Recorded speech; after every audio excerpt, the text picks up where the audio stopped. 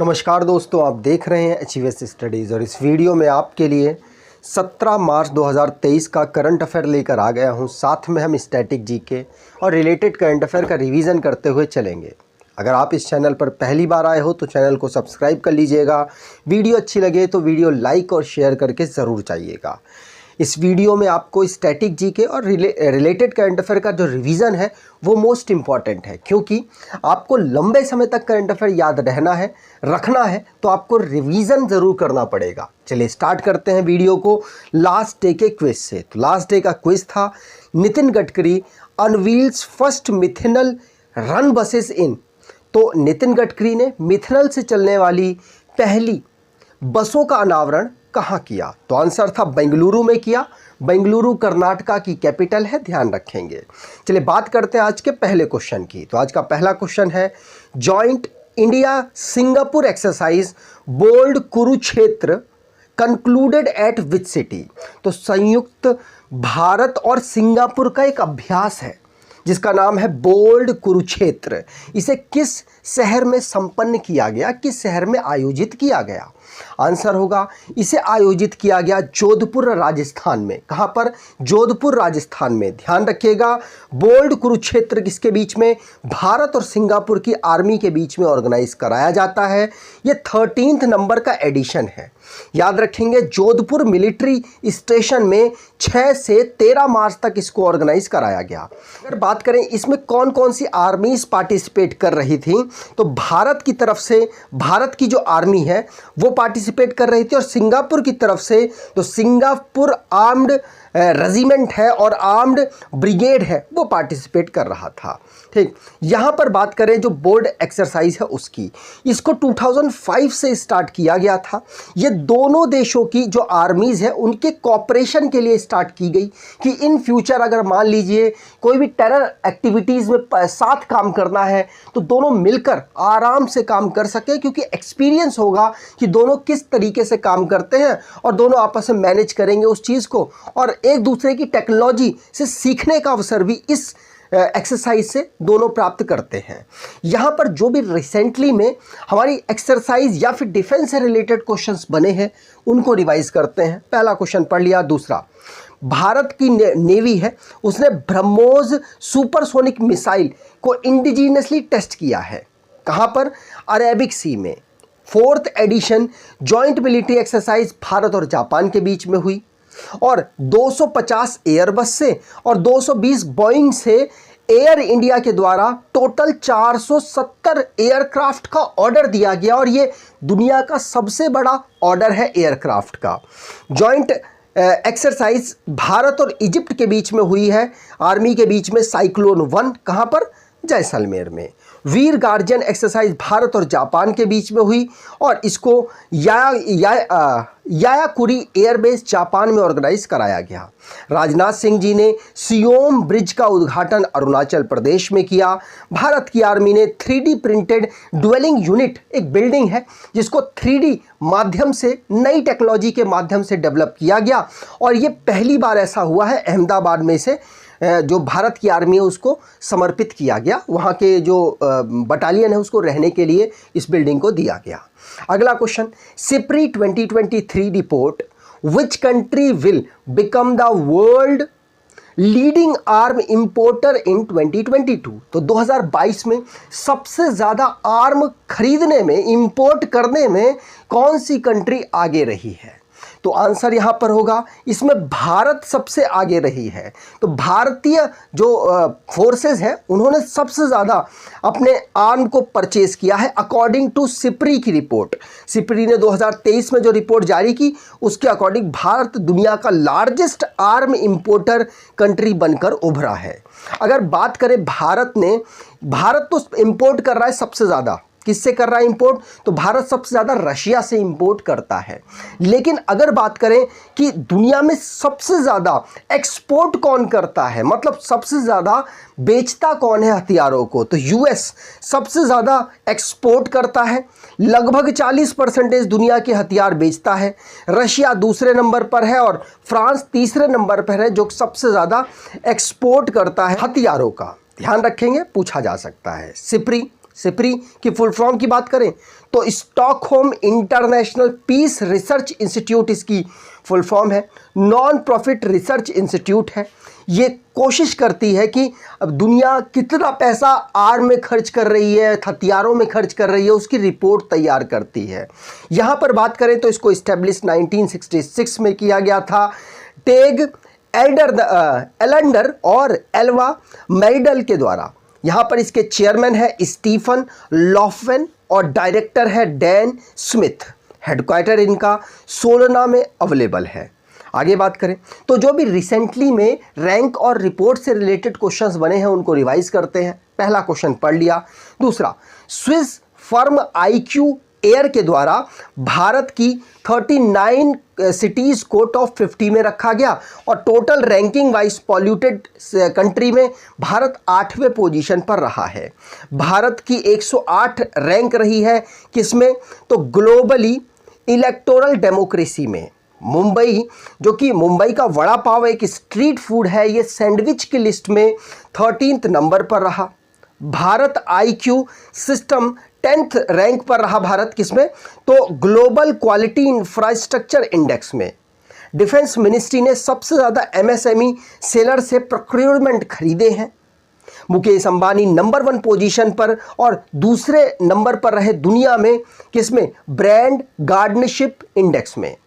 Central pollution control board ने दिल्ली को सबसे ज़्यादा पॉल्यूटेड सिटी भारत की बताया। PV सिंधु 12वें स्पॉट पर रही सारे महिला प्लेयरों में पैसा कमाने में और पहले पर जापान की नाओमी ओसाका रही। भारत की पोजीशन 61 रही नेटवर्क रेडीनेस इंडेक्स 2022 में। अगर इसी प्रकार से आप अपने स्टैटिक जीके वाले पोर्शन को बेहतर करना चाहते हैं तो आप इस ई बुक को परचेज कर सकते हैं। इस ई बुक में ऑलमोस्ट आपका सारा स्टैटिक जीके कवर किया गया है। डिस्क्रिप्शन बॉक्स में लिंक है, वहां से आप इसे परचेज करेंगे तो आपके आने वाले एग्जाम में आपको ये बहुत मदद करने वाला है। चलिए आगे बात करें। अगला question, which film won 7 award during the Oscar 2023 event. तो आपको पता है 95 नंबर का ऑस्कर, जिसको एकेडमिक अवार्ड भी हम कहते हैं, वो अवार्ड दिया गया, डिस्ट्रीब्यूट किया गया, जिसमें भारत को भी 2 अवार्ड मिले हैं। उनकी चर्चा हम आगे करते हैं, लेकिन आपको बता दूं कि 7 पुरस्कार एक फिल्म को मिले हैं। वो पुरस्कार जिस फिल्म को मिले हैं 7, ये कौन सी फिल्म है और सबसे ज़्यादा पुरस्कार इस बार के इसको मिले हैं? आंसर होगा, ये फिल्म है everything everywhere all at once. क्या? Everything everywhere all at once. तो पहला ऑप्शन यहां पर बिल्कुल सही है। ये ऑस्कर 95 नंबर का इस बार हुआ है।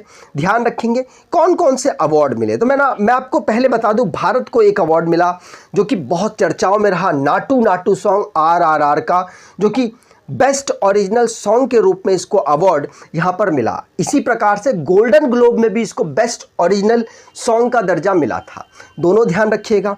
यहां पर अब 7 काउंट करते हैं, जैसे Everything everywhere all at Once, इसको ऑस्कर में बेस्ट पिक्चर का अवार्ड मिला। अगर बात करें बेस्ट एक्ट्रेस का तो वो मिशेल योन को मिला है। ये Everything everywhere all at Once में काम कर रही थी। साथ साथ बेस्ट एक्टर आप देख पाएंगे एक बार फ्रेशर को मिला है। फ्रेशर इस प्रकार से आप याद कर लीजिएगा। लेकिन बेस्ट डायरेक्टर भी, मतलब 3 अवार्ड यहीं पर होगा, 1 award 2 award 3 award. Best director का अवार्ड डैनियल क्वान को और डैनियल स्केनर्ट को मिला है। साथ साथ अब यहाँ पर चौथा अवार्ड एवरीथिंग जो ये फिल्म है इसको मिला है, कौन सा? बेस्ट फिल्म एडिटिंग का। साथ साथ नाटू नाटू को आपको याद रखना है। तो यहाँ कितने हो गए? 4 अवार्ड। अब यहाँ पर भी देख लें तो चौथा में 5वां अवार्ड कौन सा हो गया? बेस्ट ओरिजिनल स्क्रीन प्ले, 5वां अवार्ड हो गया इनका। छठा अवार्ड अगर आप देख पाएँ तो यहाँ पर best actress in supporting role किसको मिला है? जेमी ली कोटिस को। ये कितने हो गए? 4 उधर और यहाँ पर 6 हो गए। एक और अवार्ड आप देख पा रहे होंगे यहाँ पर। तो best actor in supporting role Ke Huy Kuan को मिला है और ये 7 अवार्ड इस अकेली फिल्म को मिले हैं और ये अपने में ही अलग इस बार का रिकॉर्ड है।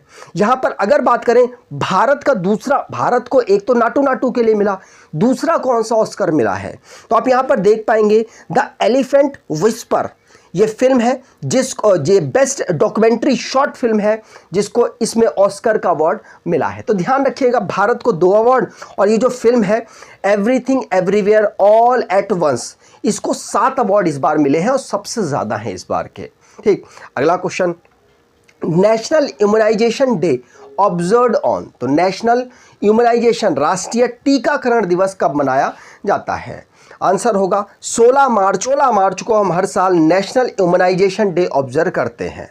ध्यान रखिएगा, दुनिया में जो इम्यून सिस्टम है, इम्यून सिस्टम से हम किसी बीमारी को लड़ सकते हैं, उसके लिए टीकाकरण का जो भी उपयोग है उसको बढ़ावा देने के लिए इसको ऑब्जर्व किया जाता है। इसमें सरकार की मदद करने के लिए कोविड-19 के टीकाकरण, साथ साथ पोलियो का जो टीकाकरण हो रहा है, tetanus, rubella, chickenpox, measles, इन सभी के टीकाकरण में भारत सरकार की मदद करने के लिए, प्रोत्साहन लोगों में भरने के लिए इस डे को ऑब्जर्व किया जा रहा है, जिससे कि लोगों के अंदर अवेयरनेस पैदा हो। इसको याद रखिएगा, कब से मनाना स्टार्ट किया गया, तो इसको वर्ल्ड हेल्थ ऑर्गेनाइजेशन के द्वारा ग्लोबल पोलियो इरेडिकेशन इनिशिएटिव, जो कि पहला डोज 1995 में दिया गया था, 16 मार्च को, इसीलिए 16 मार्च को इसको ऑब्जर्व किया जा रहा है। ध्यान रखिएगा, पहली बार जो पोलियो का टीकाकरण हुआ था वो इसी दिन हुआ था, इसीलिए इस दिन को चूज़ किया गया as a national immunization day के रूप में। ठीक, अब यहाँ पर इसका एक कैंपेन चलाया जा रहा है, क्या? 2 बूंद जिंदगी की। किसका है? ये पोलियो का एक कैंपेन है। आपको पता है पोलियो भारत में ऑलमोस्ट ख़त्म सा हो गया है। अगर बात करें रिसेंटली में हमने जो इंपॉर्टेंट डेज पढ़े उनकी, तो उसमें पहला क्वेश्चन हमने पढ़ लिया। अगला है वर्ल्ड कंज्यूमर राइट डे 15 मार्च को ऑब्जर्व हुआ। इंटरनेशनल डे ऑफ वुमेन जज हमने 10 मार्च को ऑब्जर्व किया। नो स्मोकिंग डे हमने 8 मार्च को। 8 मार्च को ही इंटरनेशनल वुमेन्स डे हमने ऑब्जर्व किया। 5वें नंबर का जन औषधि दिवस हमने 7 मार्च को ऑब्जर्व किया। International day for डिसआर्मामेंट and non proliferation awareness हमने 5 मार्च को ऑब्जर्व किया। वर्ल्ड ओबेसिटी डे हमने 4 March. World national security day 4 March. National safety day 4 March. World wild life day 3 March को हमने ऑब्जर्व किया है। अगला question, which state approved the 10% horizontal reservation to statehood activities in state government job, तो किस राज्य ने राज्य के कार्यकर्ताओं को राज्य सरकार की नौकरी में 10% क्षैतिज आरक्षण की मंजूरी दी है? अब ये क्षैतिज आरक्षण क्या है, पहले मैं आपको बता दूं, ये मंजूरी किसने दी है अपने स्टेट एक्टिविस्ट को, तो आंसर होगा उत्तराखंड ने 10% की क्षैतिज आरक्षण मतलब हॉरिजेंटल रिजर्वेशन दिया है। हॉरिजेंटल रिजर्वेशन होता क्या है? 2 प्रकार की रिजर्वेशन है, एक तो हॉरिजेंटल, एक वर्टिकल। हॉरिजेंटल रिजर्वेशन वो रिजर्वेशन होता है जैसे मान लीजिए अलग अलग कैटेगरी के लोग हैं, यहाँ मैं मानता हूँ ईडब्ल्यूएस है। अगर ईडब्ल्यूएस से आपने फॉर्म भरा, ईडब्ल्यूएस की 15 सीटें हैं, आप अगर, और यहाँ पर यूआर की मान लीजिए 30 सीटें हैं, तो अगर आप यूआर के पहले मतलब सारे कैंडिडेट में पहली रैंक लाते हैं, लेकिन आपने ईडब्ल्यूएस से फॉर्म भरा है, तो आपको ईडब्ल्यूएस का कैंडिडेट ही माना जाएगा, आपको यूआर में नहीं डाला जाएगा। यूआर की कैटेगरी में वो बच्चे आएंगे जो कि ऑलरेडी, जिन्होंने कोई कैटेगरी चूज नहीं की, उस यूआर से फॉर्म भर रहे हैं, ये होता है हॉरिजेंटल। और वर्टिकल की बात करें तो मान लीजिए आप यूआर और ईडब्ल्यूएस, आपको पता है यूआर में तो सभी कैटेगरी के बच्चे आ जाते हैं, लेकिन आपने ईडब्ल्यूएस से फॉर्म भरा और आप यूआर के फॉर्म वैकेंसी निकली है 30 और 15 निकली है ईडब्ल्यूएस की। मान लीजिए आपने बहुत अच्छे नंबर लिया और आप पहली रैंक प्राप्त कर पाए, लेकिन आपने ईडब्ल्यूएस से फॉर्म भरा था, तो आपको ईडब्ल्यूएस में काउंट नहीं किया जाएगा, आपको यूआर में काउंट कर दिया जाएगा। तो इससे क्या होगा, यूआर की सीट तो कम हो गई, मतलब ईडब्ल्यूएस का बच्चा यहां पहुंच गया, तो अब ईडब्ल्यूएस को उन बच्चों को बेनिफिट दिया जाएगा जो कि रैंक कम लाए हैं। तो इससे क्या होगा, 15 सीटें आपकी ऑलरेडी सेव हैं, आपका एक बच्चा इस तरफ शिफ्ट हो जाएगा, यहाँ पर शिफ्ट नहीं होता, यहाँ पर जिससे आपने फॉर्म भरा है आप उसी कैटेगरी में फाइट करने वाले हैं। तो ये है हॉरिजेंटल, और हॉरिजेंटल रिजर्वेशन ही कहाँ उत्तराखंड में 10% अप्रूव किया गया स्टेट एक्टिविस्ट को। ध्यान रखिएगा, उम्मीद करता हूँ आपको समझ आ गया होगा। उत्तराखंड की बात करें तो उत्तराखंड को स्टेट के रूप में 9 नवंबर 2000 को फॉर्म किया गया था। कैपिटल देहरादून विंटर की है, गैरसैंण समर की है। जुडिशरी यहाँ पर नैनीताल में पहले अवेलेबल थी, अब इसको हल्द्वानी राजधानी में शिफ्ट कर दिया गया। गवर्नर गुरमीत सिंह है, चीफ मिनिस्टर पुष्कर सिंह धामी है।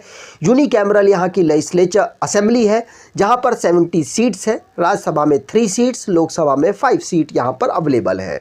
अगर नेशनल पार्क की बात करें तो Corbett national park, Gangotri national park, Govind national park, Nanda Devi national park, Rajaji national park, valley of flower national park यहाँ के नेशनल पार्क हैं। अगला question, what is the name of the cyclone that has caused winds and torrential rain in Malawi and Mozambique। तो उस चक्रवात का नाम बताएं जिसने मलावी और मोजाम्बिक में तेज हवाओं और मूसलाधार बारिश हुई है, जिसके कारण मूसलाधार बारिश हुई है। आंसर होगा वो साइक्लोन है फ्रेडी साइक्लोन। कौन सा? फ्रेडी। ध्यान रखिएगा, पूछा जा सकता है। मलावी और मोजाम्बिक की वजह से जो फ्रेडी साइक्लोन है उसमें बहुत दिक्कतें पैदा हुई। लगभग 100 लोग माने जा रहे हैं कि इसकी वजह से मर चुके हैं। यूनाइटेड नेशन के द्वारा इस नाम को ऑथराइज किया गया। और ध्यान रखिएगा ये जो फ्रेडी है ये बहुत ही खतरनाक है। आपको बता दूं मलावी और मोजाम्बिक में रिसेंटली में ऑब्जर्व किया गया है। अगला question, which state UT is the host of the first international conference on shared Buddhism heritage। तो कौन सा राज्य और केंद्र शासित प्रदेश साझा बौद्ध विरासत पर पहला अंतर्राष्ट्रीय सम्मेलन की मेजबानी कर रहा है? आंसर होगा ये नई दिल्ली है। भारत की कैपिटल नई दिल्ली के द्वारा इसको होस्ट किया गया। एससीओ कॉन्फ्रेंस जो कि शेयर्ड बुद्धिज्म हेरिटेज के नाम से इसको यहाँ पर ऑर्गेनाइज कराया गया। कहाँ पर ऑर्गेनाइज कराया गया? तो दिल्ली में। किसके द्वारा ऑर्गेनाइज कराया जा रहा है? इसको चेयर्ड कौन कर रहे हैं? तो भारत के इस समय पर कल्चर के मिनिस्टर हैं कौन? श्री जी किशन रेड्डी साहब। साथ साथ हमारे जो मिनिस्टर ऑफ स्टेट कल्चर संभाल रहे हैं अर्जुन राम मेघवाल, और मिनिस्टर ऑफ स्टेट दूसरी हैं मीनाक्षी लेखी। इनके द्वारा इसको इनॉग्रेट किया जा रहा है और 14 मार्च को इसे विज्ञान भवन दिल्ली में ऑर्गेनाइज कराया जाएगा। ठीक। एससीओ में इस समय पर कितने मेंबर हैं? आपको पता होना चाहिए 9 मेंबर हैं इस समय पर। भारत और पाकिस्तान भी इसका मेंबर है। अगला question, who has been selected by the US Senate as the next US ambassador to India? तो अमेरिकी सीनेट द्वारा भारत में अगले अमेरिकी राजदूत में किसे चुना गया? तो अमेरिकी राजदूत के रूप में किसे चुना गया? आंसर होगा एरिक गैरसेटी को। किसको? एरिक गैरसेटी को यहाँ पर चुना गया। तो यहाँ पर आप देख पाएंगे एरिक गैरसेटी को, ये फॉर्मर लॉस एंजलिस के मेयर हैं जिनको अब भारत में इनको यूएस एम्बेसडर के रूप में चुना गया।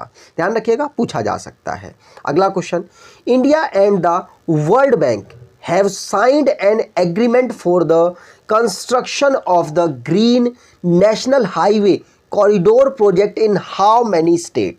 तो भारत और विश्व बैंक ने कितने राज्यों में ग्रीन नेशनल हाईवे कॉरिडोर परियोजना के निर्माण के लिए एक समझौते पर हस्ताक्षर किया है? आंसर होगा ये 4 तो टोटल कॉरिडोर के लिए हस्ताक्षर किया गया। तो पहला ऑप्शन यहाँ पर बिल्कुल सही होगा। तो भारत और वर्ल्ड बैंक के द्वारा यहाँ पर कोलैबोरेशन हुआ जो कि green national highway corridor project के लिए 4 स्टेट्स के जो कॉरिडोर्स हैं उनको चूज़ किया गया। कौन कौन से स्टेट हैं? तो हिमाचल प्रदेश, राजस्थान, उत्तर प्रदेश और आंध्र प्रदेश के टोटल कॉरिडोर्स को यहाँ पर चुना गया जिसमें $500 मिलियन खर्च किया जाएगा। आगे बात करें आज के क्विज की। तो आज का क्विज है, which country becomes the first country in the world to import CO2 and store it under the sea? तो कौन सा देश कार्बन डाइऑक्साइड आयात करने और इसे समुद्र के नीचे संग्रहित करने वाला दुनिया का पहला देश बन गया है? तो कमेंट बॉक्स में डिटेल में आंसर दीजिएगा।